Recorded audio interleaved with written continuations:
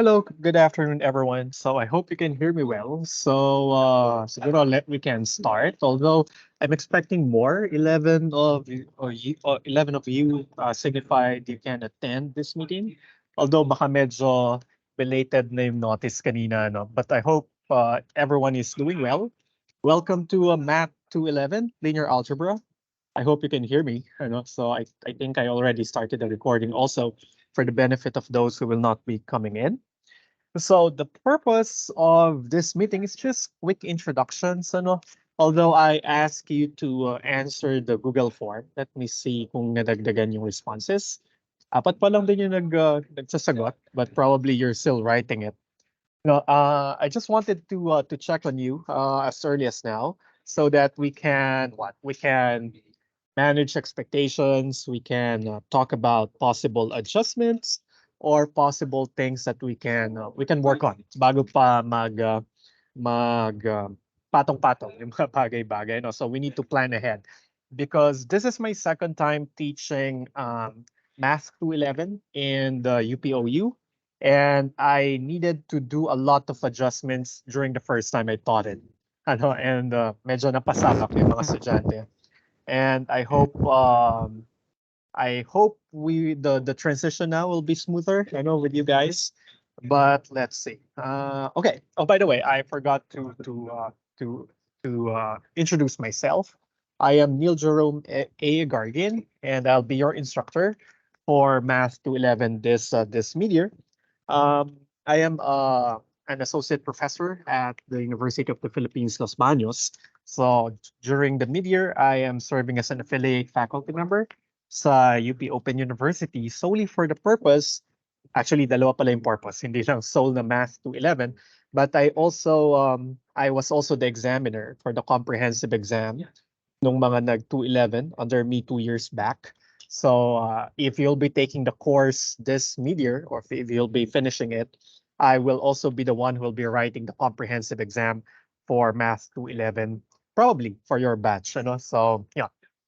Again, good afternoon, everybody. So yeah, let's see. Now, one major thing, siguro, probably let's look at the outline first of the course. Unless you have some urgent questions you want to ask.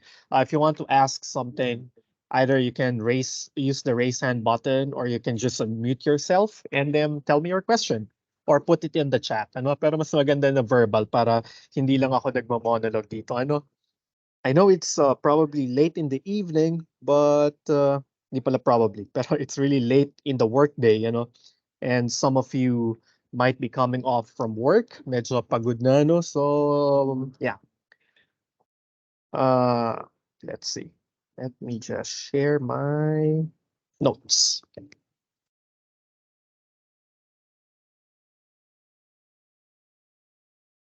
Okay, there we go. So I hope you can see on your screen the course guide, the first version. Medyo naninigurado na ako ngayon, no? So I placed there the version number for the course guide, version 1, because I'm expecting to have some adjustments throughout the semester depending on you guys. So, please read the course guide, although the first 3 paragraphs is just an introduction to linear algebra. Okay. The major thing here would be the course description. This is the information given to me by UPOU.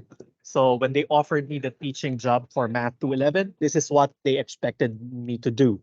So they told me to teach a course that is described as follows. So we'll be talking about vector spaces, linear mappings, the Hamilton-Cayley theorem, modules over principal ideal domains, Jordan canonical form, rational canonical form, bilinear forms, inner products, law of inertia, spectral theorem, multilinear forms, and tensor products. Although in experience, because the meteor is a very short term, and I know you guys are professionals yourselves, so kaya medyo binabawasan ko ito. But I stick to the technical foundations of linear algebra as a course and not just as a tool that is used in different applications. Kasi ito naman talaga yung sinabi sa akin ng UP Open University. But maybe more on that later. Pero at the end of the course, these are the things that I want you to be able to do. Define fundamental concepts in linear algebra. And when I say define, you should define it rigorously, as in you define it to the letter, or almost to the letter of what is written in the notes. Kasi importante yung mga definition when we are studying mathematics. Then second, you need to be able to state and analyze the proofs of major results in linear algebra. Probably not necessarily the proofs. Yung mga major results, medyo mahaba yung proofs. But maybe we can just say, state and analyze some major results. Some major results or theorem in linear algebra. And then third, analyze the structure of linear mappings and bilinear forms. In experience, we were just able to analyze the structure of linear mappings in previous offerings of this course. So probably will be limited to that. And then fourth, use the structure and properties of vector spaces and linear mappings in analyzing and or solving applied problems. And number five, which is I think important, prove basic theorems involving concepts in linear algebra. So if you are looking at the course learning outcomes, this might be a little different. Di lang pala little different, but this might be very different from what you have expected, especially if you talk to previous students of the course. Kasi ibang-iba daw yung outline na binigay sa kanila, but I will stick to what UPOU provided to me. So eto pa rin yung gagamitin ko, but of course, I'll be open to some adjustments along the way. So in particular, so here are the things that we will cover. Unit 1, fields and vector spaces. I think majority of not majority, but a good portion of the term will be devoted to fields and vector spaces because this might be very new to a lot of you. So we will be focusing more on this. So under this unit, we'll be talking about fields, vector spaces, and bases. Pero I hope at least yung vector spaces and subspaces ay familiar sa inyo. Tama ba? Or not really? Okay guys, mag-react naman kayo. Ano? So, Medyo ayaw lang po. talaga. Medyo lang. All right, so babalikan natin yan. Thank you, Early. All right, and then look at bilinear linear transformations. And then siguro ito yung pinaka-familiar sa inyo, and probably this is what you expected in the course. We'll be talking about matrices, pero hindi na matrices yung star ng linear algebra natin because this is a 200 level math course. So matrices will not just be taken as a rectangular arrangement of numbers, but rather it will it will be treated as merely a representation of a linear transformation. You know? So makikita natin na meron kang mga linear transformations which are basically just functions between vector spaces. Tapos sila pala ay pwedeng masulat as matrices. And then we will look at the dynamics of matrices like eigenvalues, eigenvectors, system of linear equations, and other properties of matrices, the rank nullity theorem, and so on. And then there are some units here: Krylov subspaces, dual spaces, inner product spaces, and bilinear forms. These are dream topics that I wanted to include uh 2 years back when I first taught this course. Pero honestly, hindi ko na siya naabot. So we were dealing with the first 3 units of the course, and I did just insert some topics on some famous algorithms and possible applications of linear algebra. So yeah, so probably that's what I'll also do within the semester with you guys. So any questions or comments about this? Siguro by now, wala pa kayong masyadong mga tanong, especially if this is the first time that you will be seeing these topics. Now, I know that some of you might be disappointed or anxious because ibang-iba yung in-expect nyo dun sa outline. But again, this is what was given to me, and I will stick to most of this, at least units 1 to 3. Okay. Now, Um, so the course materials will be a set of modules that will be uploaded from time to time. I already uploaded module number 1. I think there will be, let me double check. I think I have 6 modules for the course. Check ko lang sa aking. Okay, go. Yeah, I have 6 modules for the course. Uh, Unfortunately, they are still handwritten. I asked a student assistant of mine to typeset it in typewritten form, ano. Pero hindi ko pa kasi na-proofread, so hindi pa ako confident na yung typewritten form ang ibigay sa inyo. But probably if you cannot really read my handwriting, so I'll give you that with some possible corrections. So probably I'll do that over the weekend. So or before our second or third meeting kung hindi nyo talaga maintindihan yung sulat ko. But in the meantime, if you don't understand something in the handwritten notes, just let me know right away. Okay? Now, this is a short term, medyo mabilis yung mid-year, so I'll give you a more detailed schedule for the course. I'm just double checking the academic calendar that I have, and then after you guys answer the Google form, you can answer it later. Probably if you don't have the time before kayo mag-enter ng meeting, so you can please answer the Google sheet, the leveling of Google form. Sorry, the Google form, so that I know how to adjust the course. But I think this will be a good plan. So module 1 is already uploaded. So I hope we will be done by module 1 by July 23rd. Oh, sorry, by June 23rd. So that's going to be 10 or 11 days from now. And then you have 2 homeworks coming from module 1. So June 20, meron kagad kayong isang deadline. So that's going to be a week from now. So probably devote the first 5 days para mabasa yung module. I think that would be pages 1 to 28. And then pages 28 to 60 will be the second part. Sana matapos nyo by June 22 para makagawa kayo ng homework. So the homeworks are due June 20th and June 23rd. All right. Now, let's see.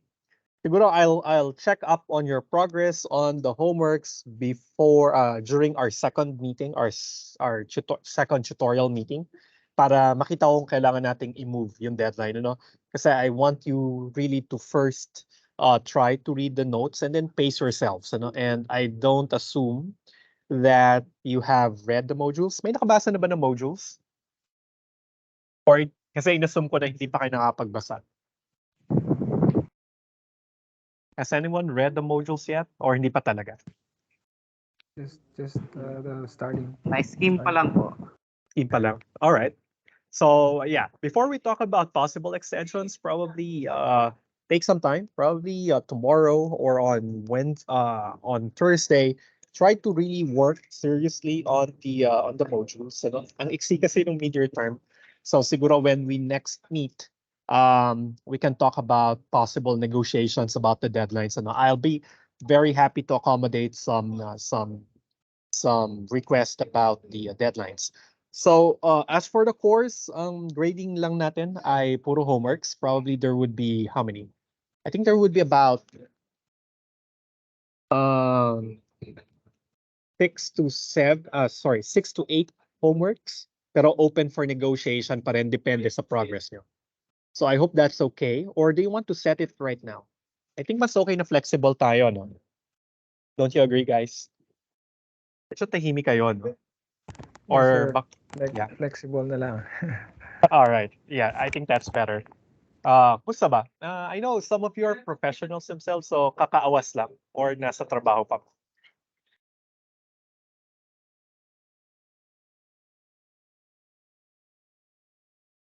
Talagang ganito ba kayo kakatahimik or naninimbang pa, So let's see. Hold on. Let me check your responses, Uh-huh. Sorry. Let's see. Let's see the summary. Oh, there you go. Yeah. Okay. Now, siguro for now, I'll address some common concerns. Ano? Number one, students in this program, specifically itong PhD education major in math, they expect that math 211 will be something about teaching them how to teach linear algebra in in in their workplace, or in your university or in your schools. Unfortunately, it is not an education course. It is a math course. So it's really a technical course. So I'll be teaching you the content. I'll be teaching you the subject matter and not necessarily how to teach it. So expect that you will be looking at advanced mathematical topics. I don't know if you guys are really familiar with theoretical math, pero we'll be doing much of that. Less on the computations, most on the concept, more on the concepts, and more on proving. So really, we are not just computing things. Gusto nating i-prove yung mga properties ng mga bagay-bagay. And siguro, a show of hands, sino sa inyo yung may experience with proving? Uh, After high school, Nung high school, nagpo-prove tayo sa geometry, two-column proof pa nun, Pero how about sa college level, college and postgraduate level? Siyempre, hindi kayo aamin kasi baka tumaas yung expectation. No, it's fine. It's a safe space. So I see Jesseray. Okay, so early Sol and Richard. Okay, so at least three of you guys. Yeah. So yeah, brace yourself. So no, especially if this is your first time dealing with pure math, or it has been too long after you have taken your last pure math course. But I'll guide you all the way. Usually, I think we are only required to render, I think, 1 hour of tutorial per week. Pero last, based on experience, I taught it 2021. 2021 kata, yeah. I taught it in 2021. Parang nagta-thrice a week akong tutorial na about 2 to 3 hours per sitting. Just for discussions, hindi lang actually ng questions, pero dinidiscuss ko rin yung mismo module. So, I don't know if that will be needed for you guys, pero if needed, I'll be open to that. We'll just need to see what's the common time for us, which could be a little difficult because I know you guys, ayun nga, mga professionals kayo. Tapos medyo nagbago na ako ngayon ng work habits. Dati, nag-work din ako usually, especially right after I went back from the US. Pagbalik ko dito, usually tatrabaho ko mga 10 p.m. hanggang mga 3 a.m. So, okay sa akin yung mga late night meetings. Pero, hindi naman super late nights, pero yung mga beyond office hours. But I guess that will be required. Sino sa inyo yung mga may 8 to 5 jobs?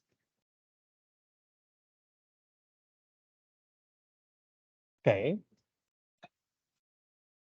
Ito lang. Ayan, matagalan lang pala. So, yeah. So will it be impossible for us to meet weekdays na 8 to 5 mukha, no? Although the tutorials are not required, I'll be posting the recording so that you can watch it on your own pace, Pwede nyo i-pause. The only disadvantage is that you cannot ask questions live, na ma-address ko kagad. Pero usually naman yung mga estudyante, hindi naman masyado nagtatanong, Pero pala tanong yung mga estudyante ko last 2 years ago. So they really ask nice questions, lalo na pag hindi nila masagutan yung homework. So almost sa klase, uh, nasasagutan na namin, yung mga homeworks. Yeah, that's fine. I can help you with those.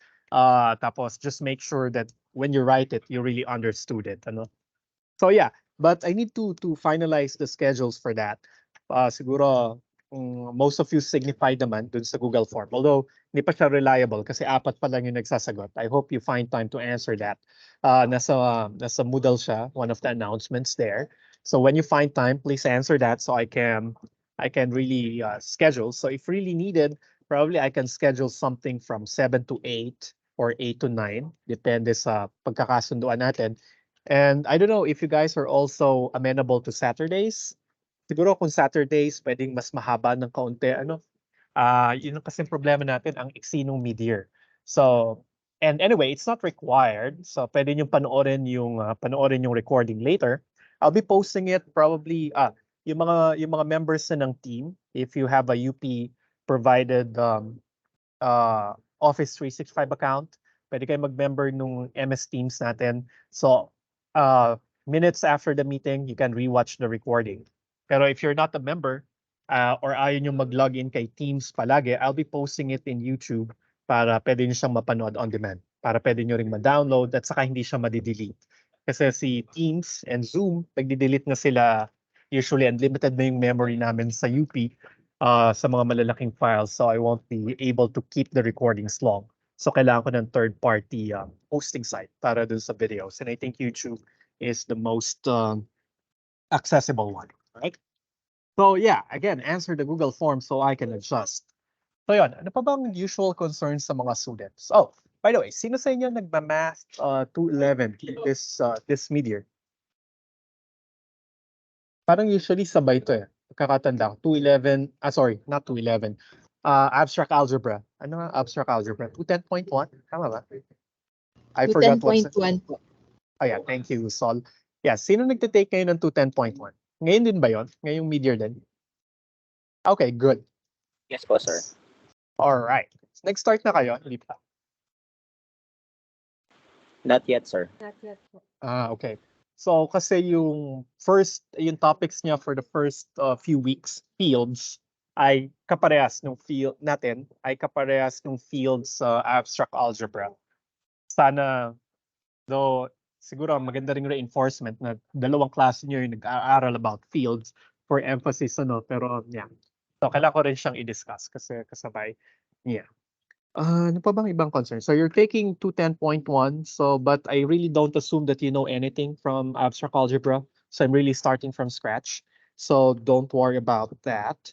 Ano pa bang usual concerns sa mga students? Let me go back to the Google form. Let's see. Mhm.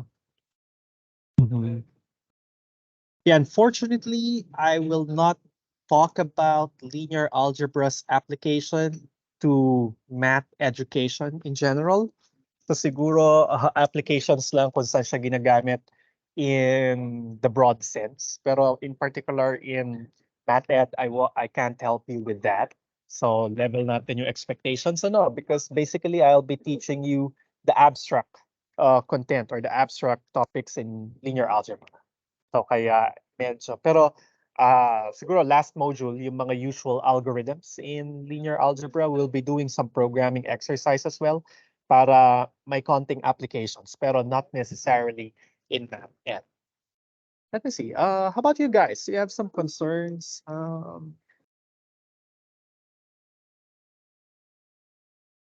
One thing na sabi ng mga students ko when I last taught this is medyo, yung iba sa kanila ay may background sa proving, but it was years ago, even decades ago. So kaya kailangan nilang mag-adjust, So that's also fine. I'll walk you through the process. Yeah. How about you guys? Any concerns? Anything you want to say?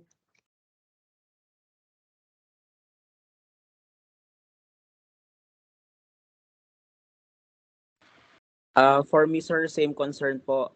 Medyo Mhm. matagal na rin po yung yung linear algebra class ko po. So marami po akong kailangang i-recall. Uh-huh. Yun po, Okay. sir. And same Yeah. with proving, sir. Yeah, usual concerns, I think parang 2 years ago we proposed a math 250 or 350 para fundamentals of proving na mapasama sa curriculum. I don't think na-approve na siya. Hindi ko na alam kung nasa na yung proposal namin na yun. Para sana meron kayong introductory course before kayo mapasabak sa ganitong mga courses na puro proving, So siguro i-follow up ko yun. Pero yeah, I'll try to be as gentle as possible when it comes to proving questions. So with those concerns in mind, probably what I want you guys to do is probably read the first few parts of the module. Let me see. Let's see the module. So lipat ako sa module. Facade niya lang yung typewritten kasi I realized later I don't have time to write everything or to type everything. So naging ano na siya, naging handwritten na siya. So, hold on. Medyo malalaki yung sulat ko. So, kaya kahit nasa page 80 na ako, 3 examples pa lang yun nandyan.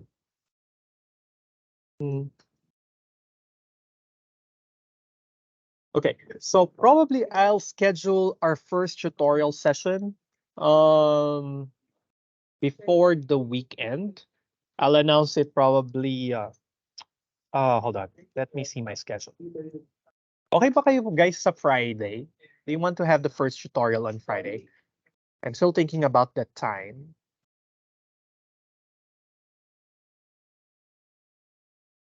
Okay, so you don't have to commit right now. Pero yeah, siguro Friday. Para bigyan ko muna kayo ng counting time para basahin talaga itong module. So probably try to read until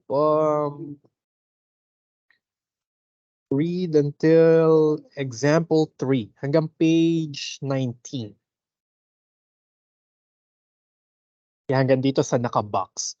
And then we'll do example 4 after or during the first tutorials. Ano? So, kasi ito naman ay examples ng usual fields hanggang page 19. So, try to read this before our next tutorial session, which will most probably be on Friday. Tapos pag medyo mabagal yung pacing natin, pwede ko namang extend yung deadline ng homework, ano? So that you can para hindi kayo masyadong ma-burden masyado. Especially, this would be new and the first few weeks really ay adjustment period pa, no? And I think things will be smoother as we go along. So yeah, try to read that until page 19 and then we'll talk about it. I wish that you guys will come in on on our next meeting with lots of questions. Ano? So, sir, hindi ko naintindihan yung definition. Sir, hindi ko naintindihan anong ibig sabihin ng additive inverse. So, I think for me, there are no dumb questions. So I always tell my students it's better to look like a fool once when you ask your question that you think are stupid than to remain a fool forever. So don't hold your peace. I guess we will all agree, or we can all agree, that this class will be a safe space. There are no dumb questions, so you can ask your questions freely. Hindi namin kayo i-judge. Siguro yung question nyo na feeling nyo ay walang kwenta is the same question your classmates have. So don't hesitate to ask questions during discussions, and I'll be more than happy to answer those and to discuss them in details. Yes, Sol, you have something to say? Sir, regarding the tutorial session, I'm not sure how amenable my other classmates will be about this, but if we're going to meet also on Saturday, okay kaya na yung first tutorial natin ay Thursday para ma-process namin yung mapag-usapan natin on Thursday before we meet again. Should we meet again on Saturday? Pero kung hindi naman po tayo mag-meet sa Saturday, okay naman po yung Friday na first meeting. Oh, yeah. Suggestion. Yeah, thank you, Sol. Yeah, that's a nice point. So kung Friday tayo una mag-meet, parang mahirap na next day mag-meet ulit tayo, no? Yeah. Though my schedule is full on Thursday night, so I doubt I can move it to Thursday and then we meet on Saturday. I don't know, magbabakasyon ba kayo ng long weekend? Though ayoko sana kainin yung June 19, na I don't know, is June 19 a holiday for you guys? Kasi holiday yun sa amin dito sa Laguna. Hindi ko pala natanong kung mga taga saan kayo, siguro next meeting na lang. Bale, dito po sa amin sa Ilocos Norte, sir, dito po sa Lawag City, holiday po ng 19. Holiday din ng 19. Oh, that's new to me, So Rizal, yeah, birthday ni Rizal kasi, so holiday sa Laguna. So Laguna Pero, Day. yes, sir. Pero nagkataon po, sir, na charter day po kasi ng city namin, kaya I see. holiday po dito sa amin. Yeah. So for a different reason, So Yes, yeah, siguro we can plan meeting on Friday, and if a majority of you will be good, let me see. We can meet on the 19th or the 20th. Kasi move ko na lang yung deadline ng first homework, And then And then after that, medyo magulo yung schedule ko the next, etong mga susunod na araw, ano. Kasi, yeah, kasi nag-schedule na ako ng mga after office things and appointments, ano. So yeah, but we can make it, we can decide on a regular meeting starting next week. So bigay niyo muna sa akin tong first week, ano, medyo marami ako nung naunang planuhin.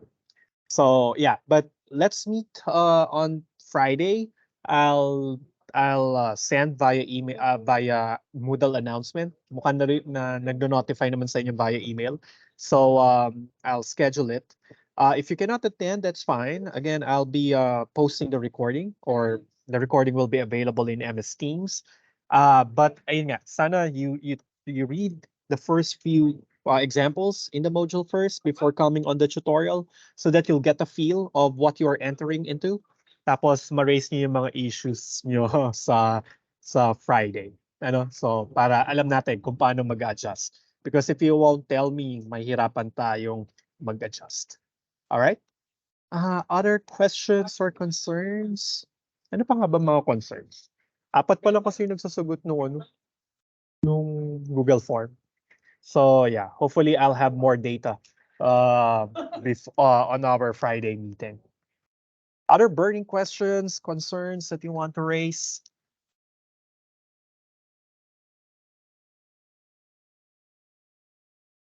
Wala na? Okay lang ba kayo puro homework, or gusto nyo mag-exam? Huwag na tayo mag-exam. Ano? So, okay lang ba yun? Puro homework na lang. Homework na lang po, sir. Huwag na tayong mag-exam, Homework sir. na lang po, sir. Homework yan. na lang po. Pag ganyan, buhay na buhay kayo, ano?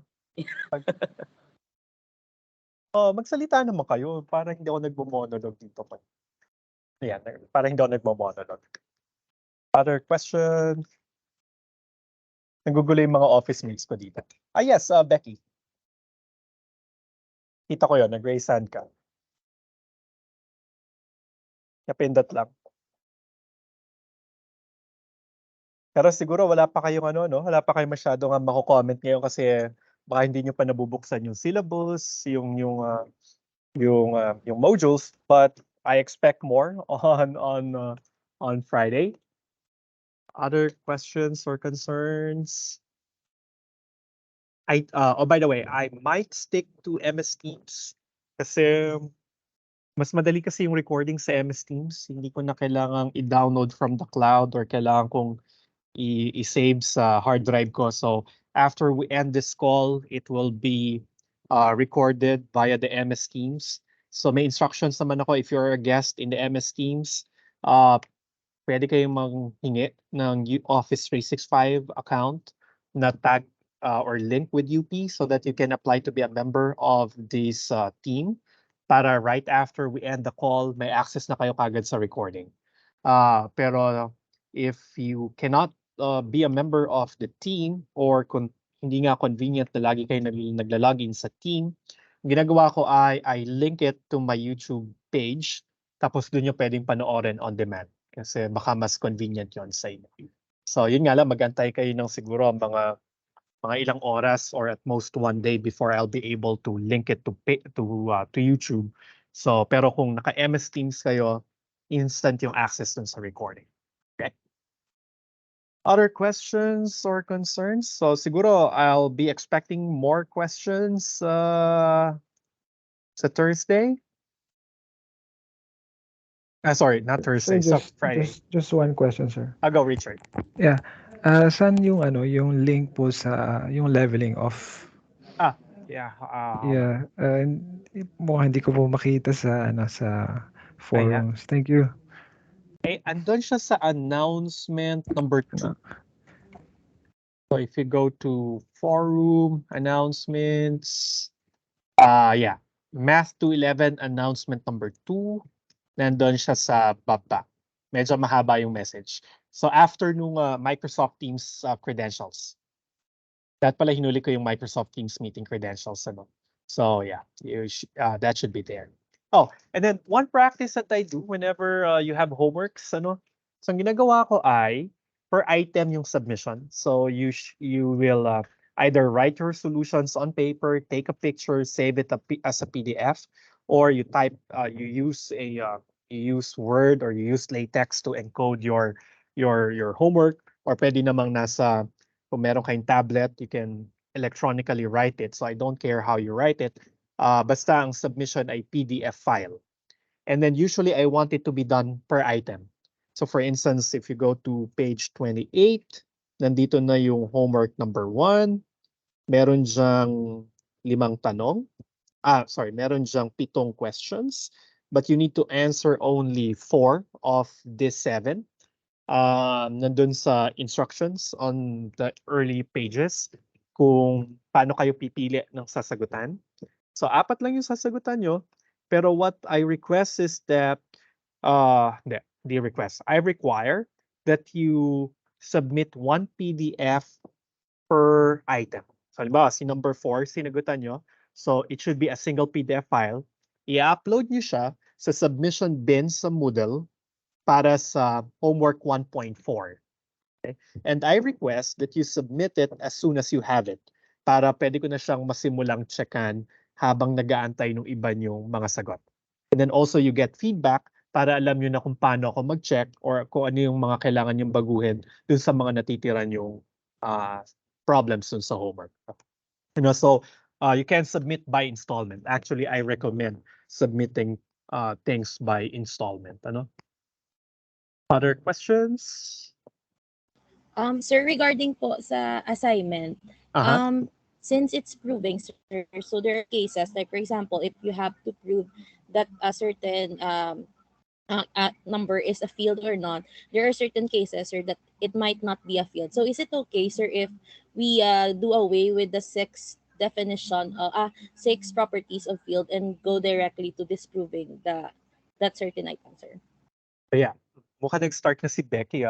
Yeah, so kapag ka, halimbawa, you want, if I ask you to prove or disprove that it is a field, and if you already know that it is not a field, then sufficient na ipakita mo na lang ano yung property na hindi niya nasa-satisfy. You don't have to check the things that it's satisfied. If you really know that there's one thing na hindi niya masasatisfy, yun lang yung kailangan ko makita. Pero if you want to prove that it is a field, kailangan mo talagang ipakita na nasatisfy niya lahat. Alright? So kapag ka siya ay field, papakita mo na satisfy niya lahat ng properties. Or you will argue or you will justify kung bakit niya na satisfy lahat ng properties ng isang field. But again, if you know it's not a field, then it's sufficient to give one property na hindi niya nasa-satisfy. Huwag niyo na ipakita yung mga na-satisfy niya because I'll just be skipping them. Babasahin ko lang ano yung reason kung bakit mo nasabi na hindi siya field. So probably we can talk more about this specific things in the homework, specific pointers on our tutorials. Pag na-try niyo na siya, tas may questions na kayo, yeah, pwede natin silang pag-usapan in details. And then I encourage you to do study groups, pero make sure that you really learn something from the study groups. Minsan, nagsisipin pa nga ako dun sa study groups, nagagawa sila ng homework, tapos share nila sa akin yung link.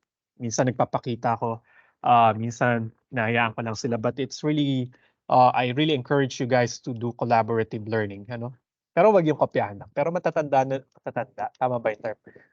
Yeah, professionals naman kayo, so alam nyo na yung tamang galawan when it comes to group study, Okay, anyone else?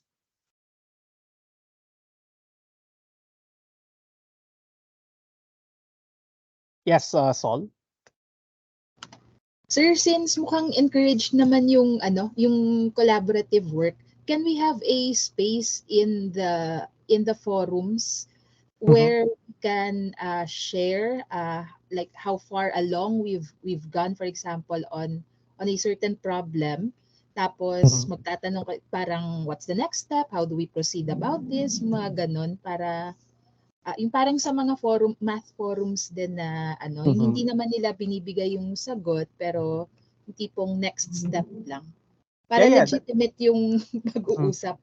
Yeah, that will be great, So para pwede rin also sumagot paminsan-minsan, So para hindi lang puro GC, So yeah.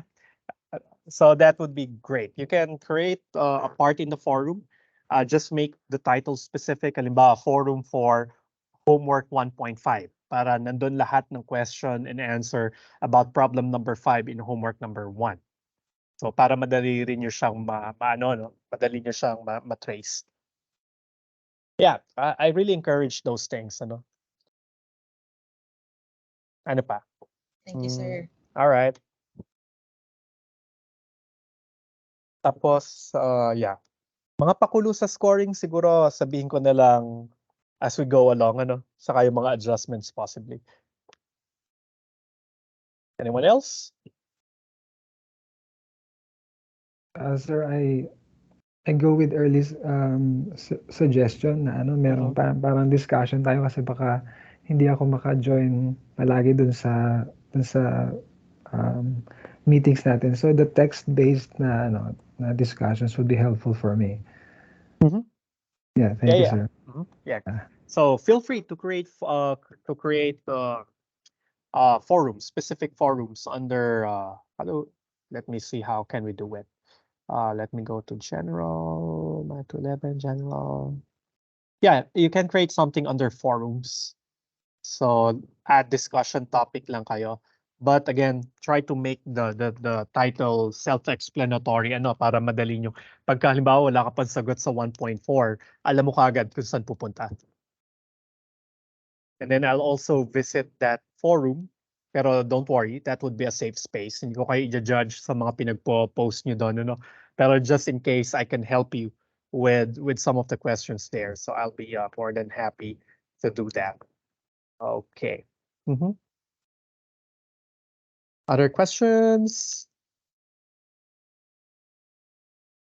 Okay, hopefully yung mga hindi nagsalita ngayon, magsalita na next time when we start the discussions. Again, my request, go sir, Richard. Sir, sorry. Sir, just a comment.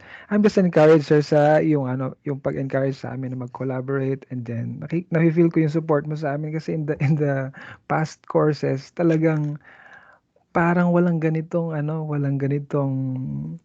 willingness tsaka yung support na nakuha namin sa aming professors. And so I just say thank you for yung support na pinapakita nyo sa amin. Last time kasi parang binigay lang yung course outline, yung course, tas wala na, yun na, bahala ka na kung papasa ka o hindi. So there was so minimal intervention from the professor. So I'm thankful na you are like this, that you're supporting us. Thank you.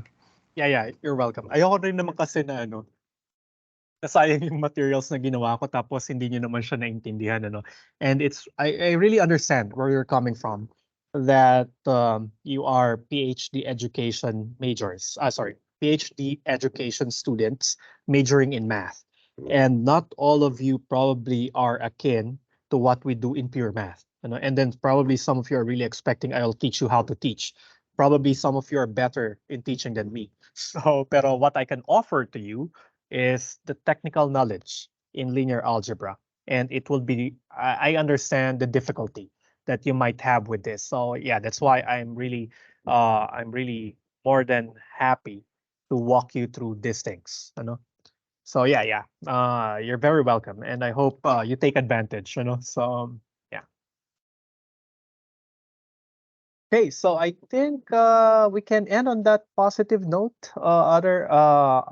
Unless you have some burning questions or concerns.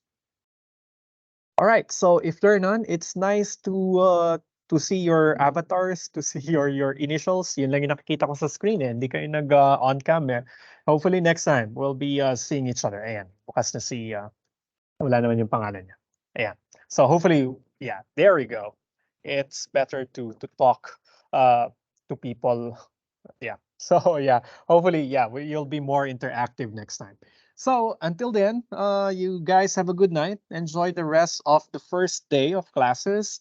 And I'll see you on Friday. Pantay na lang kung kailan, kung anong oras. But I'll probably it will be after hours na lang ulit para everyone can join. Okay? Or more of you can join. All right? Bye, guys. Thank you, sir. See Bye, you. sir. Sir, Salamat. thank you. All right. Thank you po. Yeah. Thank you, sir. Right. You're welcome. Bye-bye.